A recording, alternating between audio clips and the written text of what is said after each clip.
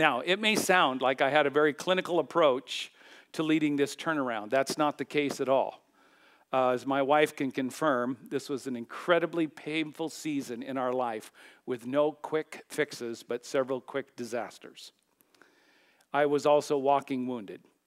My attempt at a previous turnaround had resulted in me being fired by the board as the result of a very public and painful church business meeting.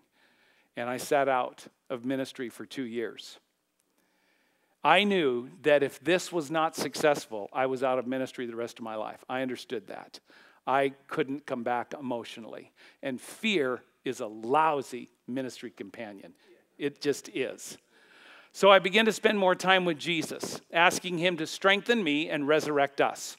I was taken to the scriptures, and I began to see that there were churches in the scriptures that had similar problems like ours. I was especially drawn to the book of Revelation, the 7 churches, and to the church of Sardis because it sounded like a turnaround church to me. Let me read these verses. I know your deeds.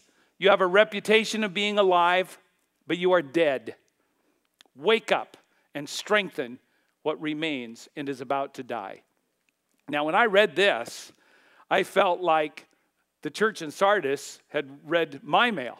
The Sardis church was a shadow of its former self, just like we were. It had a reputation of being alive, but was dead, just like we were. I drew encouragement from that scripture. I guess misery loves company, even if it's 2,000 years old. I'll take any encouragement. Slowly, a 3-part plan began to emerge. Here's the first one. I needed to get in touch with my church's culture. I couldn't change it until I was in touch with it. So I needed to get in touch with the culture in order to change it. Our church was like a leper colony because in the same way that lepers are reluctant to invite healthy people to join their colony, our church was reluctant to invite anyone into our community of faith. The atmosphere was stale. Worship was poor. The sanctuary emptied 60 seconds after the final prayer. There were also lepers in us in that we were close to resisting anyone else that tried to get close to us. Any new person was viewed by our colony as a threat. So our friendships were really, really tight. No new people were allowed in. It was better to stay in our leper huddle and talk leper talk than to let anyone new in. What Carl George calls in his writing social crusting in small groups, we had raised to an art form in our church. A new culture was needed. We needed to get the focus off of ourselves and towards the thousands of lost people that were in our ministry area that I'd researched. But how do you do that? How do you replace an existing toxic culture with a new healthy one? Well, you do it slowly.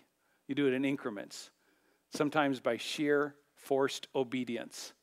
I want to thank God for Carl and his writing, especially the bear bucket theory. If you're not familiar with that, you should know that. It really helped me so much.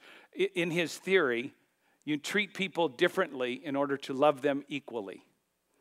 You treat older people who have been in the church before you as their chaplain. Those who come to the church after you, you are seen as their leader. And so you're carrying around a couple of different hats. So I knew that the way to shift the culture was to find out what the agenda of the older congregation was. What was important to them? I couldn't earn influence to move us forward if they didn't trust me. I had to gain trust. So I went to lunches. I began to golf with them. I went to events. I built relationships. I did whatever I possibly could. Also during this time, I stumbled upon an author I'd never heard of named Gary McIntosh. And I devoured his book, 3 Generations. That book literally saved my bacon. From a pastor's point of view, knowing how to address the various generations, it was like a light in a dark tunnel.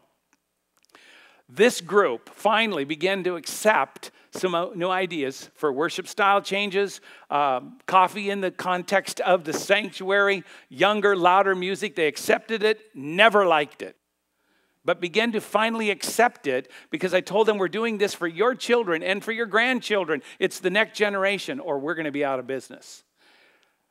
They connected the purpose with some of the changes and we began to get a little bit of traction.